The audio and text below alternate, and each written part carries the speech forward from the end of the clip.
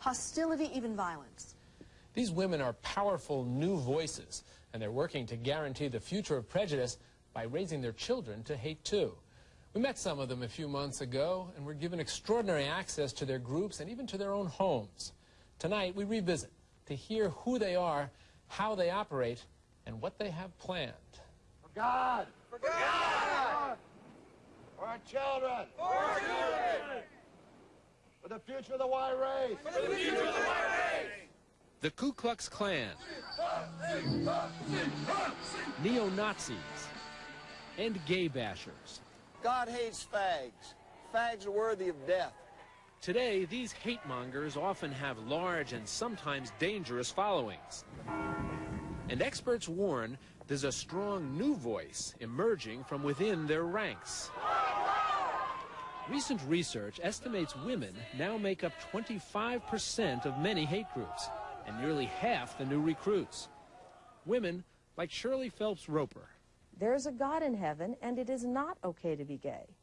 Rachel Pendergraft. Without a doubt, the name Ku Klux Klan stands for white people. And Christina Metzger. I would like to see the white race and racially conscious white people have a safe place to raise their children, separate from all of their races. Would you and your group espouse violence if necessary in order to accomplish that? Yes, absolutely. So what's attracting women to the far right? For many, it's a twisted version of family values, largely being promoted on the internet. There are web locations honoring the virtues of Aryan moms, sites for white pride women, and even Aryan dating pages. The message seems to be the best way to keep a member is to raise one. It's nearly 7 a.m. The kids are getting breakfast. You get a white donut fish in your hand. Dad's rushing off to work. Where's your briefcase? And the sounds of violin and piano practice fill the house. It may seem like a typical American family, but it's not. This is the home of Shirley Phelps Roper. She's a leader in the Westboro Baptist Church, a group better known by its internet address, God Hates Fags. The message is, you may not live this lifestyle and expect to die and go to heaven. And that is only a kindness that you would share that message with people who seem to not know it. But when members brought their message to the funeral of Matthew Shepard, onlookers didn't see it as an act of kindness. It boggles my mind that these people are here at a funeral doing this, protesting. Shepard, you may remember, is the gay college student who in 1998 was severely beaten, tied to this fence post outside Laramie, Wyoming, and left to die. Matthew Shepard is in hell, and he has been now for more than a year. Did you rejoice in the murder of Matthew Shepard because he was gay? Heavens, no. But it looks like you are. But you understand, there's only one important event that occurred the day Matthew Shepard was beat to death. The important event was that he entered hell for eternity. Sodomy is no civil right. Wham! That's Bible. That's Bible. Reverend Fred Phelps is Shirley's father and the founder of God Hates Fags. He has a flock of faithful followers, mostly family. But unlike many other hate groups, this one doesn't actively recruit members, it creates them. Phelps has 13 children and nearly 50 grandchildren. Those howling sodomites were stricken with blindness.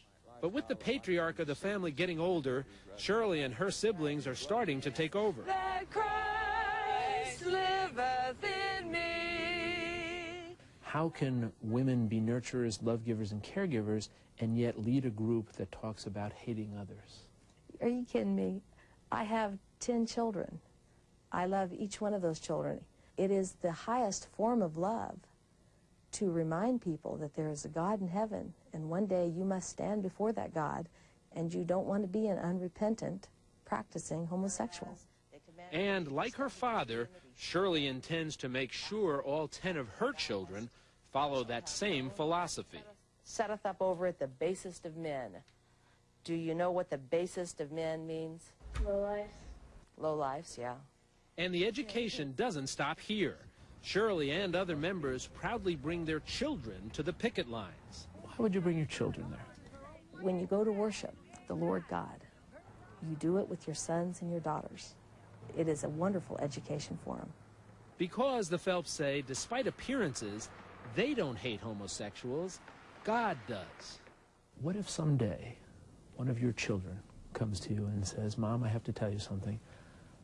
I'm a homosexual.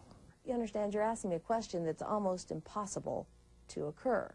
You see, you don't just accidentally look up one day and you got a homosexual sitting over here. But don't you think there are other parents who have been surprised when their child has come to them and said to them, Mom, Dad, I have to tell you something, I'm a homosexual? I'm sure they're surprised, but the problem is that they conducted their affairs in such a way that they never gave any care to the soul of that child. I felt that what my parents had taught me was correct. What Rachel Pendergraft learned from her parents was racism.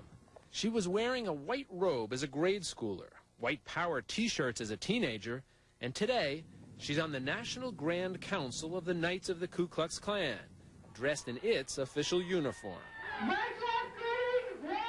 Her father, Thomas Robb, is the leader of the Knights.